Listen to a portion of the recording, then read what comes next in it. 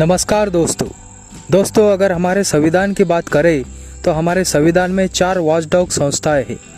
Watchdog यानी कि निगरानी रखने वाली संस्थाएं जो हमारे संविधान को मजबूत बनाए रखती है। जिनमें से एक वॉचडॉग संस्थाओं में से एक संस्था जो हमारे देश में मेरिट सिस्टम को बढ़ावा देकर एक अच्छे, बुद्धिमान, ईमानदार और देश सेवा से काबिल नौकरशाह का चयन करने का काम करती है, जिसे हम यूपीएससी यानी कि यूनियन पब्लिक सर्विस कमीशन, जिसे हिंदी में संघ लोक सेवा आयोग भी कहा जाता है। तो आइए दोस्तों, हमारे एग्ज़ाम के रूप में और एक जागरूक नागरिक होने के रूप में यूपीएससी के बारे में जानकारी लेते हैं। तो चलिए दोस्तों, I am Atul, welcome to my channel. दोस्तों, यूपीएससी की स्थापना वैसे तो हमारे संविधान आने से पहले ही ब्रिटिश शासनकाल में 1 अक्टूबर 1926 को हो चुकी थी, जिसमें the government of India act 1919 हो या the government of India act 1935, इस दोनों एक्ट की भूमिका यूपीएससी की स्थापना को मजबूती प्रदान करने में बहुत बड़ा योगदान रहा है। दोस्तों, अगर यूपीएससी के बारे में जाने तो यह सेंट्रल गवर्नमेंट की रिक्रूटमेंट एजेंसी के रूप में अपने कार्य का पालन करता है, जो मेरिट सिस्टम को फॉलोअप करता है। संघ लोक सेवा आयोग यह इंडिपेंडेंट कॉन्स्टिट्यूशनल बॉडी है, यानी कि यह एक स्वतंत्र संवैधानिक निकाय के रूप में अपना कार्य करता है। यानी इसका मतलब कि इसका संविधान में पहले से ही उल्लेख रहा है। दोस्तों, अगर संविधान की बात करें तो हमारे संविधान में यूपीएससी का प्रावधान भाग 14 में अनुच्छेद 315, 103 से 23 में रखा गया था। अगर यूपीएससी के कंपोजिशन यानी कि संगठन के बारे में जानकारी ले तो इस संस्था में एक चेयरमैन रहता है, जिसकी नियुक्ति हमारे महामहिम राष्ट्रपति के द्वारा की जाती है।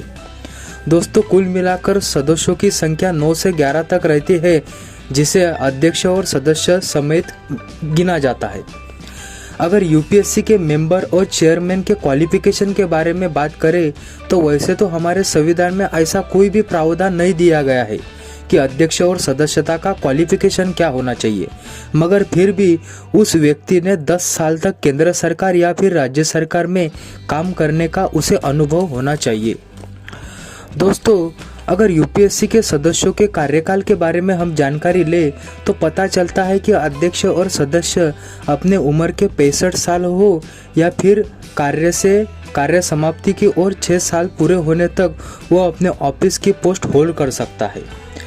अध्यक्ष या सदस्य अपना रेजिग्नेशन यानी कि अपना त्यागपत्र हमारे देश के राष्ट्रपति के पास देकर वो अपने पद से मुक्त भी हो सकता है। अगर प्रोसेस ऑफ रिमूवल के बारे में जानकारी ले तो अध्यक्ष और सदस्य यह पद से हटने के लिए मिसबिहेवियर के ग्राउंड के आधार पर ही उसको प्रेसिडेंट ऑफ इंडिया हटा सकते हैं।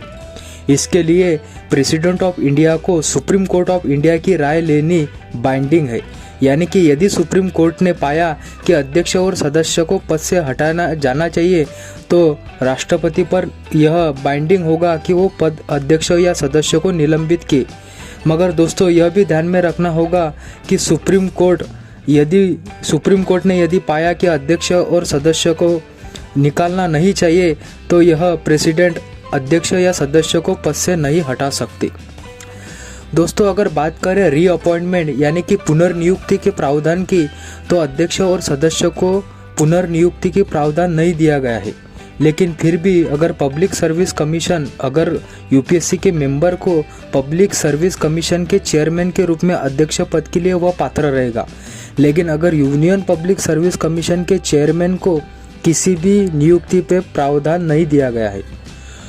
दोस्तों, अगर यूपीएससी के बारे में हम वेरियस एग्ज़ाम यूपीएससी कंडक्ट करता है, जिसमें ऑल इंडिया सर्विस हो, सेंट्रल सर्विसेज हो या फिर पब्लिक सर्विसेज हो। दोस्तों, आखिर में यूपीएससी एक ऐसी संवैधानिक संस्था है जो ना कि किसी दबाव में या ना ही किसी राजनीतिक तंत्र का हिस्सा बनती है, क्योंकि हमारे संविधान ने उसे एक इंडिपेंडेंट इम्पार्शियल के रूप में खुद सक्षम बनाया है। तो दोस्तों, यह रही यूपीएससी के बारे में कुछ महत्वपूर्ण जानकारी। अगली वीडियो में हम जानेंगे संवैधानिक निकाय के बारे में। तब तक के लिए जय हिंद, धन्यवाद।